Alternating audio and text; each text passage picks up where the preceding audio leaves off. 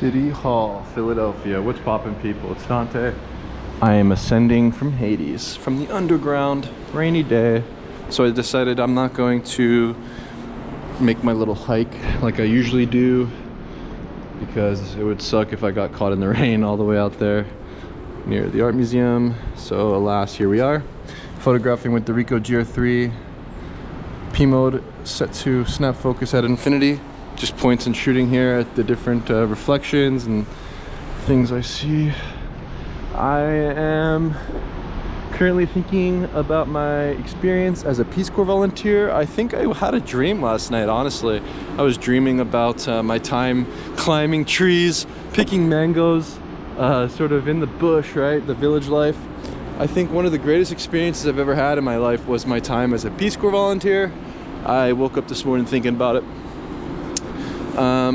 So after university, I traveled around. I was a volunteer on a kibbutz in Israel. Also lived with the Palestinian family and volunteered there in Jericho. So I was all over Israel, both the West Bank and, you know, Israel. So it's interesting, right? I have this sort of perspective that is very unique, I believe, and unlike anything. And that inspired me to join the Peace Corps. I was a rural aquaculture promotion specialist in Zambia, Africa. And yeah, so university, is it worth it? I mean, honestly, what was great about it was the fact that I could join the Peace Corps. You know, that was probably the biggest benefit and upside. I remember when I was a freshman in college, my roommates, man, they would be up all night screaming bloody murder, playing League of Legends. I believe they came from China. They were up all night. Man, it was really annoying living with others. I would say that living alone is supreme. Yeah, if you have roommates, I don't know what to say. It kind of sucks. I would have to clean up after everyone. I think what happens is video games generally just promotes degeneracy. Even thinking of my time playing video games in high school, eating McDonald's, sort of just sitting there munching on snacks and Doritos and soda pop, whatever, all day. Those are the kind of things I would have to clean up as a freshman, as my roommates would be playing, and there would just be junk everywhere. And yeah, alas, I wouldn't get any good sleep because of this, because of the screaming throughout the night playing League of Legends. Did I play League of Legends? In high school I played League of Legends. I mained as Blitzcrank, which was a support character. So I loved actually playing support. Why did I like playing as a support character? I feel as though you had a smaller role to fill and I didn't have to take it so seriously. And the thing with Blitzcrank is he's kind of a troll.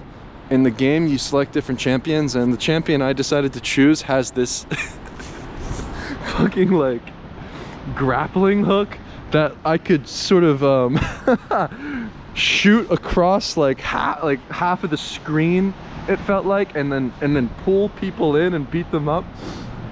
So what I would do when I played this hyper competitive video game is I would hide in the bush like guerrilla warfare tactics, and I would pull in enemies and troll people. And also he had a lot of health points because he was such a big and bulky character, so a lot of the times I would play without taking it seriously at all and just increase my defense as much as possible and run through the middle and sort of make my team purposely lose. So you could say I was a troll when I played these video games generally, because, you know, that's just how I saw my way of having fun playing it, because ultimately it's very boring. Actually, you just like click click click click click click click click click click, and then you start screaming because the game lasts like an hour, and if you start to lose in the beginning of the game, then you wind up having to sit there for an hour just losing constantly, and it sucks. And so I would never take it seriously. I would just like purposely play like a troll. And so yeah, why is this relevant? I don't know. This is just my experience as a freshman. I remember them playing this game all fucking night, and it sucked listening to them screaming. Fast forward to my time in Zambia, where I had a great time under the sun. Human thriving is possible. You don't need much. Some of the things that I learned about living this sort of village lifestyle is, you know, it's important to be adaptable when you travel, firstly. So one of the things that I really learned and took away was just to be open to new experiences, and to sort of have this sort of Peace Corps experience specifically allowed me to have a cultural exchange. So when I lived with the people of the village, we would chat and spend our nights you know, just discussing the differences between life in a village versus, you know, life in an urban city like Philadelphia.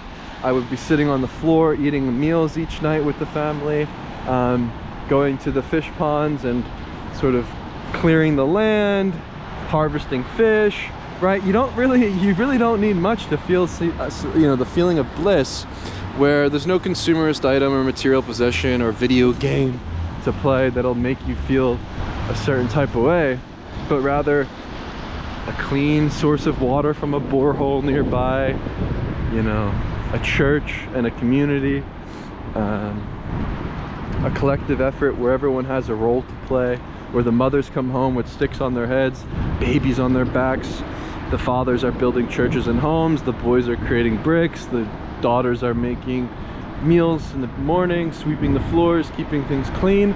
Everyone has a role to play, and I believe that witnessing this, it gives me hope and it has me feeling good that, you know, in a place that is far, far away from any sort of urban modern civilization, you can still thrive and be happy. And it seems as though their families are insanely big. You'll see families of like 10 or 20 people, like they have a lot of kids. And that's just a good thing, I think, in general. And it's a nice thing that I've witnessed when I was there. Take the road less traveled, right? I love to explore on my bicycle while I was a volunteer, taking different dirt paths and roads that led me to nowhere, it seemed. However, with the lack of internet and Google Map capability, I would have to sort of use my local language skills, ask for directions, and sort of navigate in this way, which was a lot of fun. Also, traveling and getting out of the village was a complete waste of time, because you would literally have to spend a whole day to get to any sort of city or capital, and I would take multiple taxis, buses. I even had to hitchhike on the back of a pickup truck at one point because the sort of bus broke down, the taxis break down. It's a mess when you travel in the dirt path and try to get out into the capital. So really everything was just right there in the village, and everything you really needed was there. All of the sort of simple things where you sort of just live off the land.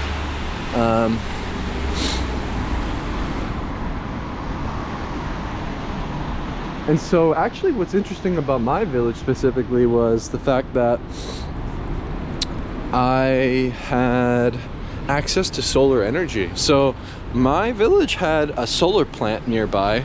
There were solar panels. There was also a solar milling station, I don't know what to call it, where essentially the staple food of Zambia is ubwali and shima.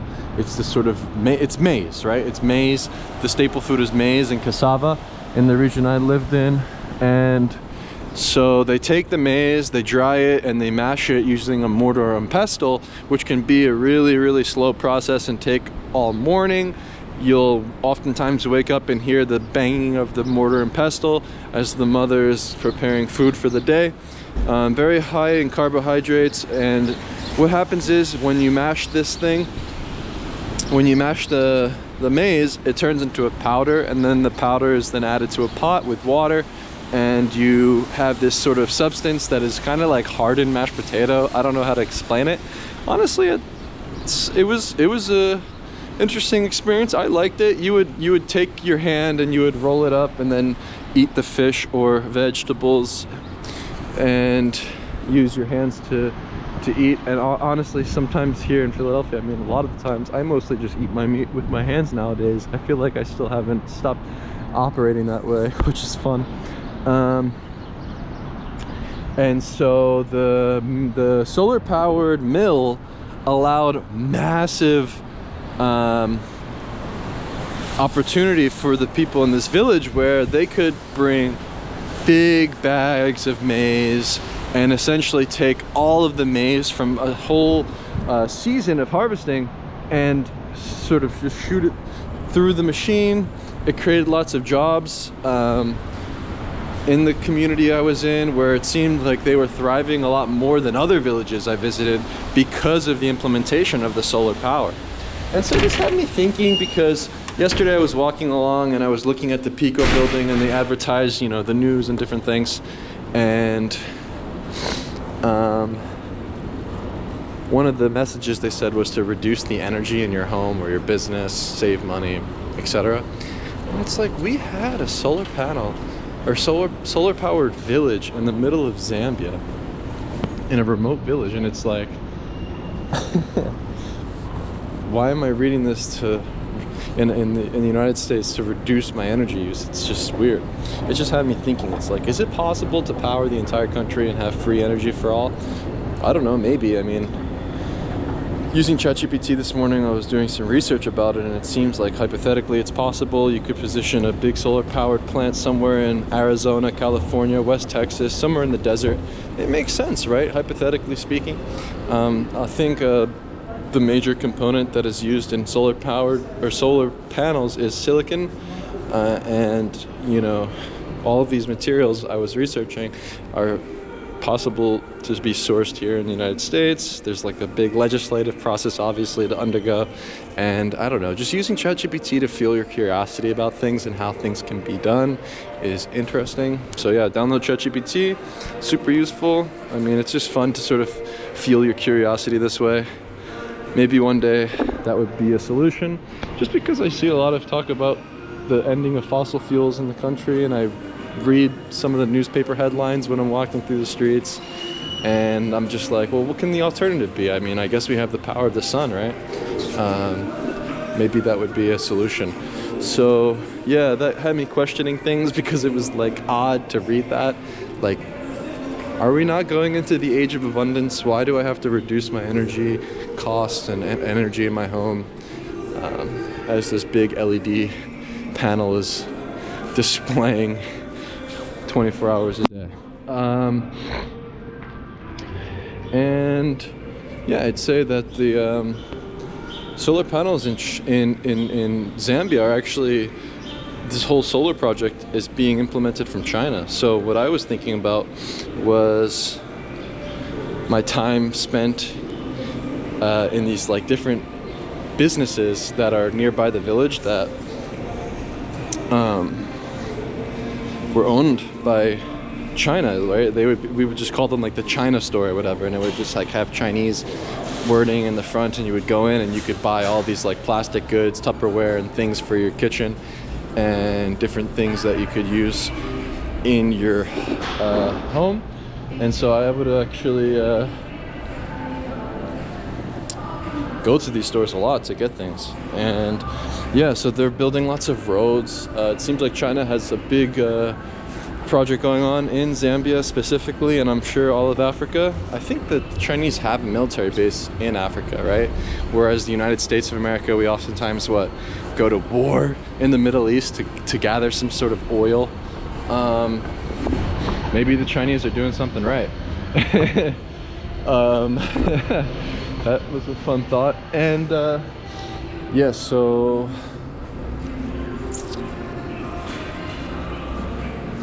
and it's so much harder to think in here. Oh, the elevators are closed. Morning.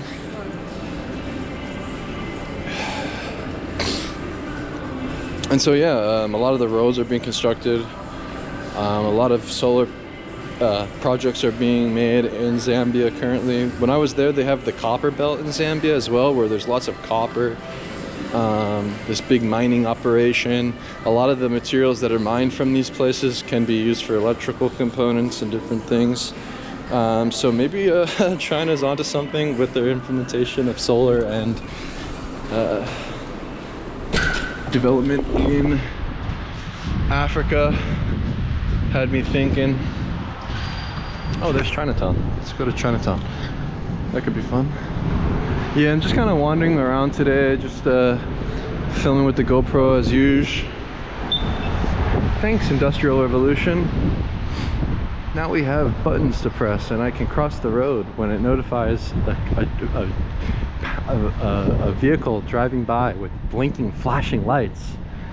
What's funny about these sort of urban cities is we're sort of dependent on, like, look, it flashed an icon of a walking guy. Now I can walk by, right? And I can just look down at my phone, and I don't have to pay attention. I don't have to look with my head and cock my head left and right and check the street, right? I could just follow the icons, the red and the yellow and the green, right? I think a big problem with urban life, and especially traffic, vehicles, pedestrians, and accidents, they often occur because of this system, where a lot of the times we're on autopilot in cities and we're constantly moving without thinking and looking with our two eyes. And yeah, maybe that's a problem.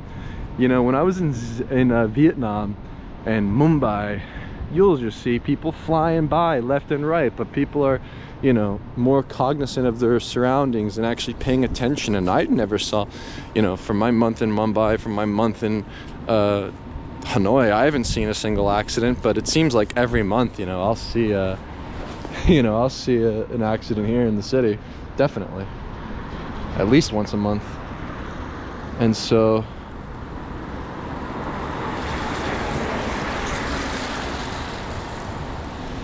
this is crazy.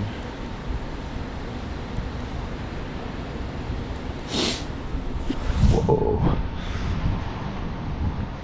Serial killer. Yeah, opportunity I had post Peace Corps was working on the Joe Biden campaign, actually, as a field organizer. And I worked from home. It was really hard work because you had to be constantly locked into Zoom calls, constantly making phone calls, constantly interacting, making community meetings and different things, reaching out through this new way of operating, you know, digitally, working from home. It was a real crazy thing that I did after Peace Corps. That was the opportunity that came to me, and I worked from home because of the lockdowns and evacuated from the Peace Corps. Yeah, I mean, I learned a lot through that experience. I learned how to, you know, navigate the digital landscape, and I recognized, you know, through this experience that this is not something that I ever want to do. I don't ever want to have to work from home. I don't ever want to have to work from the computer all day, specifically. You know, perhaps the problem with this workflow is you're sort of locked indoors and you're sort of staying inside all day, and not good, you know, for your mental health, your physical health. I feel like I got over fat. I was constantly ordering Uber Eats because there was barely any time at all to even cook or just do anything. It seemed like just constantly on 24 hours a day. Yeah, I don't know what to say. And so, yeah, it was a quite different experience from living in the village to then being sucked into a computer, where honestly, a lot of the times I think about modern life, it's like modernity is just boring. It's like wake up, operate computer, eat salad, watch Netflix, sleep, repeat. It's just very boring. So it seems that's what a lot of people undergo in their day-to-day routine, and it's like, yeah, I don't want to sit still. You know, having to sit still and stare at a screen, having to sit still and do anything is just a very, very, very, very boring and not good experience overall. What I like about photographing in the rain is the different textures you can find, right? The different, you know, reflective surfaces as well. Like, it seems like there's so many more opportunities in the rain in terms of making landscape photos. Just looking down into a puddle, just placing the camera low and finding new vantage points is a fun thing. I think the rain and embracing the elements is good. I just didn't want to get caught today on the hike, just in case it starts to really pour. But yeah, it seems like it's just drizzly today, which is good. Chinatown is probably the best place to come in the city if you're looking to eat. There's various places that you can eat here, which is my favorite aspect of Chinatown. My favorite has been the Happy Lamb Pot, I believe. It's a Mongolian restaurant where they have all you can eat beef. So you already know that's what I'll go with. Of course, we have the Reading Terminal, but I think a lot of it's kind of junk. I highly suggest coming to Chinatown to get some good eats. My favorite other spot is Cali Pho. And yeah, you can get good pho here. It's probably the other thing I really like. Honestly, the only other thing I'll eat sometimes is pho. They have good bone broth in pho. A lot of different nutrients found in the bone broth. Maybe I have to get that for my home and figure out how to make it and whatever. Sometimes during the week I'll eat pho because I'll meet with my uncle, and you know, he wants to get lunch, and I turned him on to having pho. Now it's his like favorite thing. And so yeah, so here and there I'll have it, but most days, yeah, I'm just fasting all day and I just eat 100% red meat meal per night. This is the greatest solution that I found in terms of losing body fat, gaining muscle mass. The problem with pho is the heavy carbs of the noodles. I guess they're better than ramen noodles because ramen noodles are egg-based, whereas pho are, I believe, rice-based. It's still not good. I still shouldn't eat it. I probably won't eat it for the rest of the year. I just indulged for a couple of times and showed my uncle this good stuff, which I'm happy to do. Yeah, the impermanent nature of life is interesting. Wabi-sabi aesthetic, wabi-sabi everything. Yeah, when I photograph the different posters and things that are around me, what I find interesting is that they're not going to last there forever. You're not going to last forever. Life doesn't last forever. Nothing lasts forever. And to embrace that with the process of making photographs on the street seems to be a good thing. Yeah, it seems like there's just endless possibilities in the mundane, where you can walk the same lane every single day and find something to uplift with a camera, a photograph, and the medium of photography, my superpower.